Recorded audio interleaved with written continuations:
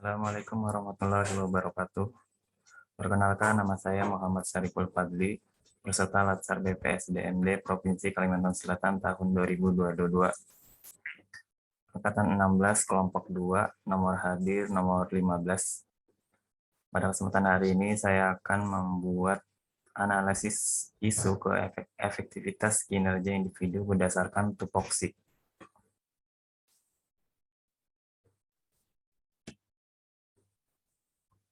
Baik, untuk tahapan analisis isu, yang pertama yang harus kita lakukan adalah melakukan pra-analisis, yakni melakukan identifikasi masalah yang mungkin muncul yang ada di tempat kerja kita. Kemudian menapis isu. Menapis isu itu menggunakan dua metode yang dikenal dengan APKL dan metode USG. Metode APKL adalah singkatan dari aktual, P-nya problematik, K-nya kekhalayakan, dan L-nya layak. Masing-masing dari indikator dari huruf ini nilai scoringnya itu dari 1 sampai 5. 5 merupakan nilai yang paling tinggi dan 1 merupakan nilai yang paling rendah. Metode kedua yang bisa digunakan adalah metode USG. USG adalah singkatan dari urgensi, kemudian seriousness, dan growth. Urgensi maksudnya adalah seberapa mendesak suatu isu itu harus dibahas dan dianalisis dan ditindaklanjuti. Kemudian seriousness, seberapa serius suatu isu harus dibahas dikaitkan dengan akibat yang ditimbulkan. Kemudian G-nya adalah growth, adalah seberapa besar kemungkinan memburuknya isu tersebut jika tidak ditangani dengan sebagaimana mestinya. Setelah dua metode ini atau mungkin salah satu yang digunakan sudah didapat poin-poin yang ingin dianalisis lebih lanjut, maka tugas selanjutnya adalah melakukan analisa sebab akibat. Ya, bisa menggunakan yang pertama bisa menggunakan fishbone, tulang ikan, dan yang kedua dengan SWOT.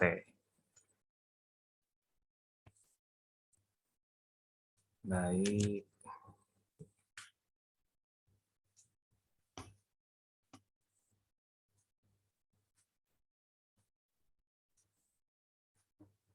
Untuk SWOT.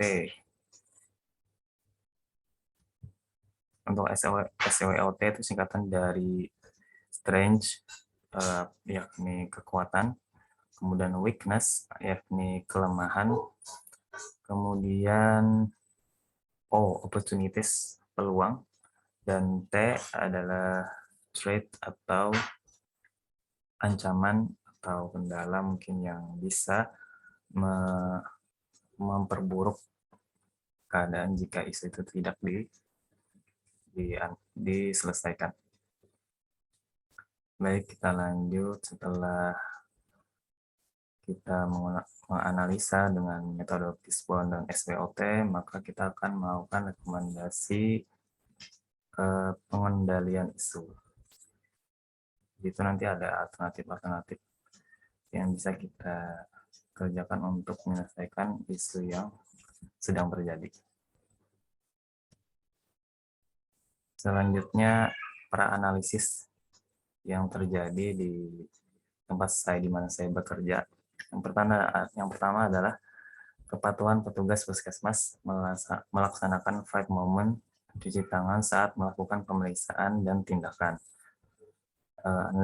Analisis yang kedua yakni resiko tinggi kejadian jatuh pada lingkungan dan balai pengobatan umum di puskesmas. Selanjutnya, kurangnya sarana dan prasarana menunjang pemeriksaan dan tindakan pengobatan serta tindak lanjut pengobatan di puskesmas. Kemudian sebentar. Yang keempat, rendahnya partisipasi keluarga merawat dan membantu pengobatan rutin pada penderita ODGJ atau orang dengan gangguan jiwa. Yang kelima, tingginya kejadian skabies pada anak di lingkungan area kerja puskesmas. Baik, kita lanjut. Nah, inilah lapisan isu agar melihat mana yang lebih potensial untuk kita angkat isunya dan kita selesaikan permasalahannya. Yang pertama, kepatuhan petugas puskesmas dalam melaksanakan type moment cuci tangan.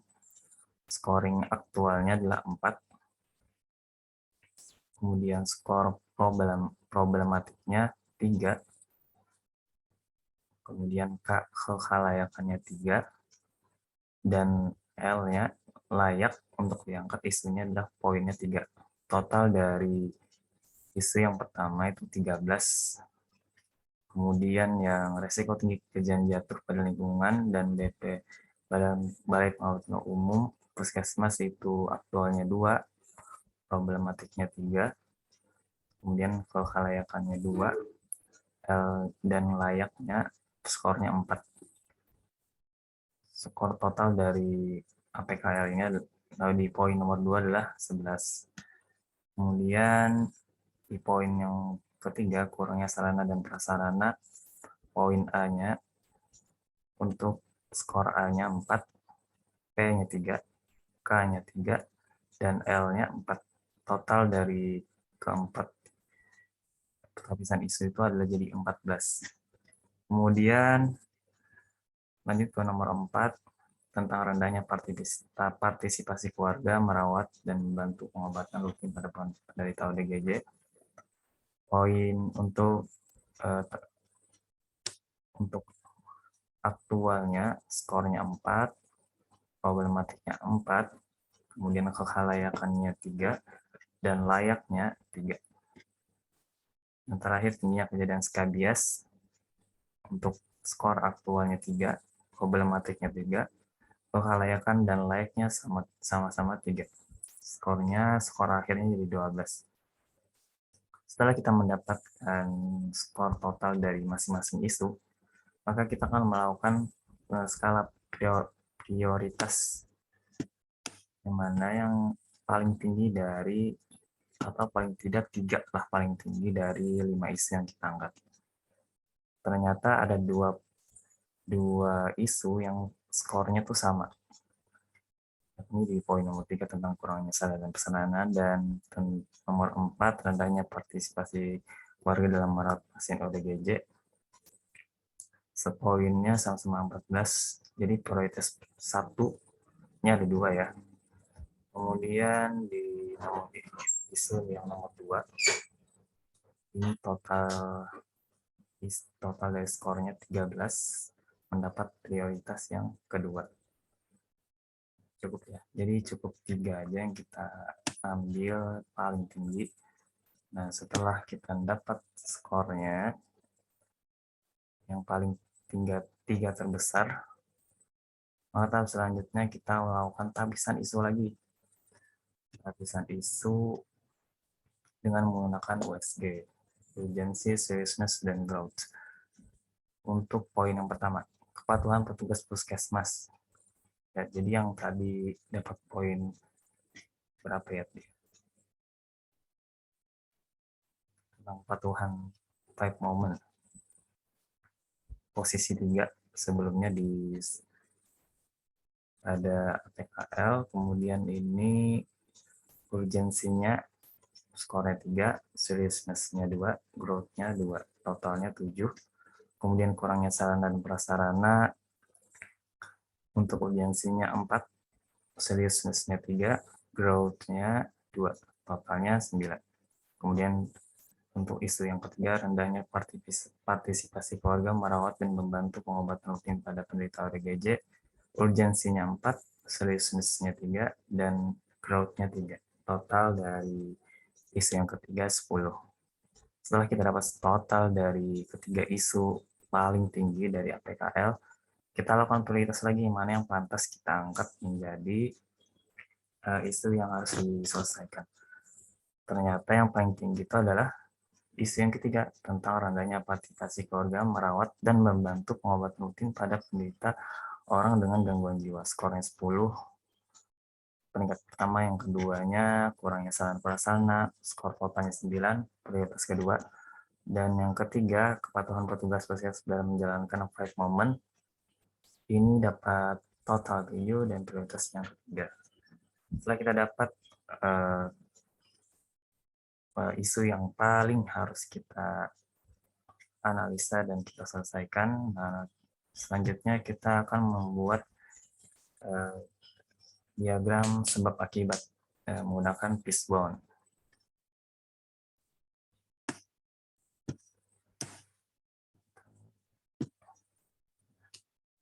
Ini dia rendahnya partisipasi keluarga merawat dan membantu pengobatan rutin pada penderita ODGJ. Sebab yang pertama mungkin disebabkan oleh dari lingkungan. Nah, lingkungan di sini predisposisi yang mungkin terjadi adalah stigma yang keliru tentang penderita ODGJ. Ya, misalkan dari lingkungannya mungkin, wah ini orang tersebut sudah sampai tingkat kewaliannya misalkan, atau mungkin sebaliknya, stigmanya terbalik dari yang pertama tadi. Misalkan, wah ini malah jadi aib bagi keluarga, jadi enggan untuk merawat dan melakukan pengobatan pada penderita ODGJ. Kemudian kedua, rasa malu punya keluarga penderita ODGJ seperti yang saya jelaskan tadi. Kemudian kurangnya pengetahuan masyarakat tentang ODGJ, ya masih banyak, terutama yang di pedalaman ya, yang untuk informasinya masih agak terbatas gitu. Kemudian material. Nah, mungkin salah satu sebabnya adalah akses jalan yang masih cukup sulit untuk dilalui. Jalannya berlubang-lubang dan tidak rata ya, tidak rata, masih ada yang tanah bahkan. Kemudian jarak yang jauh dari desa ke puskesmas. Kemudian tidak adanya alat transportasi. Adapun dari personnya adalah atau man, tidak memiliki tanda pengenal, ya agak sulit ya kalau misalkan tidak memiliki KTP, dan ini menjadi salah satu sebab rendahnya partisipasi dalam merawat pasien dan melakukan pengobatan di puskesmas, khususnya pada penyakit ODGJ. Kemudian tidak ada kaderisasi di desa untuk ODGJ. Kemudian kurangnya pengetahuan keluarga tentang alur pengobatan ODGJ terkait dengan kurang pengetahuan. Kemudian lanjut ke metodenya adalah kurangnya kegiatan penyuluhan kesehatan jiwa, kemudian kurangnya dukungan lintas sektor. Ya, ini ada kaitannya juga dengan pembuatan KTP tadi, mungkin agak sulit ya, kesulitan orang kampung dalam membuat KTP, dan karena perangkat desanya mungkin tidak tahu-tahu gitu ya. Kita lanjut setelah kita analisa dengan diagram akibat fishbone.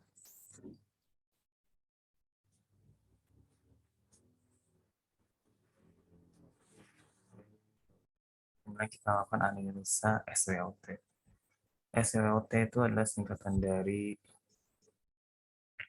tadi ya, strength, weakness, opportunities, dan threat. Untuk strength dari isu yang kita angkat tadi adalah strength-nya adalah kegiatan posbindu PTM berjalan teratur dan berkelanjutan. Ini adalah salah satu kekuatan. Kemudian tersedianya obat-obatan untuk penderita ODGJ. Ya, daya di puskesmas. Kemudian tersedianya kegiatan follow up kesehatan jiwa tiap tahunnya. Adapun kelemahannya adalah tidak adanya kader khusus untuk kesehatan jiwa, kemudian kurangnya pengetahuan keluarga tentang pengobatan jiwa, kemudian tidak memiliki tanda pengenal. Opportunities, ini yang pertama adalah tersedianya SDM kesehatan untuk pengelola program, yang pertama program jiwa, kemudian tersedianya obat-obatan untuk ODGJ gratis dari pemerintah. Adapun ancaman yang mungkin cukup membahayakan, yakni adalah stigma yang keliru tentang penderita ODGJ oleh keluarga dan masyarakat. Jadi akhirnya pasien itu sendiri jadi terbengkalai gitu loh. Tidak tahu apa yang dari keluarganya jadi keluarga yang merasa malu mungkin, atau merasa kesulitan karena tidak tahu alur pengobatan dari ODGJ tersebut. Kemudian lingkungan keluarga atau sekitar yang tidak mendukung penyembuhan pasien. Ya penting ya lingkungan yang terapeutik bagi pasien dengan gangguan kesehatan jiwa. Kemudian perilaku tidak praktik dari ODGJ, ini perilaku amuk. Tentunya ini kan membahayakan petugas dan keluarganya sendiri bahkan. Kemudian alternatif penyelesaian masalah. Alternatif penyelesaian masalah yang pertama adalah pembentukan kader kesehatan jiwa pada desa yang memiliki penderita ODGJ. Tahapan alternatifnya itu berupa melakukan koordinasi internal dan lintas sektor puskesmas untuk pembentukan kader pada tiap desa, kemudian melakukan pelatihan kader yang telah ditunjuk, dan menjalankan kegiatan secara bertahap dan berkesinambungan. Hasil yang diharapkan dari kegiatan ini adalah terbentuknya kader yang berkompeten, membantu keluarga pada penderita ODGJ mendapatkan pengobatan teratur dan berkelanjutan. Pihak yang terkait dalam alternatif penyelesaian ini adalah perangkat desa, puskesmas, dinas kesehatan, dan masyarakat. Kemudian isi yang kedua adalah penyuluhan kepada keluarga dan masyarakat sekitar tentang pentingnya kesehatan jiwa dan langkah yang diambil jika ada keluarga yang menderita ODGJ. Tahapan alternatifnya adalah membuat jadwal penyuluhan, berkolaborasi dengan perangkat desa, kemudian menentukan sasaran penyuluhan, kemudian menentukan metode yang tepat sesuai dengan keadaan keluarga dan masyarakat. Kemudian melakukan evaluasi dari penyuluhan yang kita lakukan kepada keluarga dan masyarakat. Selanjutnya, hasil yang diharapkan adalah meningkatnya pemahaman keluarga tentang perawatan dan pengobatan pada penderita ODGJ agar mendapatkan pengobatan teratur dan berkelanjutan. Pihak yang terkait yakni perangkat desa, puskesmas, dan masyarakat. Alternatif penyelesaian yang ketiga adalah pembagian lipat. Ini bisa dikerjakan pada saat pembagian pada saat kegiatan Posbindu PTN, Posbina Terpadu Penyakit Tidak Menular. Kemudian meningkatkan harapannya adalah meningkatkan pemahaman keluarga tentang perawatan dan pengobatan pada penderita ODGJ agar mendapatkan pengobatan teratur dan berkelanjutan. Pihak yang terakhir adalah perangkat desa, puskesmas, dan masyarakat. Ya, sekian dari saya tentang tugas Angge dan Dua tentang analisis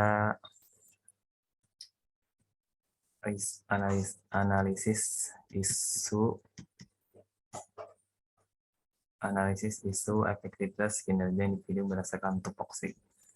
Sekian dari saya, semoga bermanfaat. Salah hilaf mohon maaf. Assalamualaikum warahmatullahi wabarakatuh.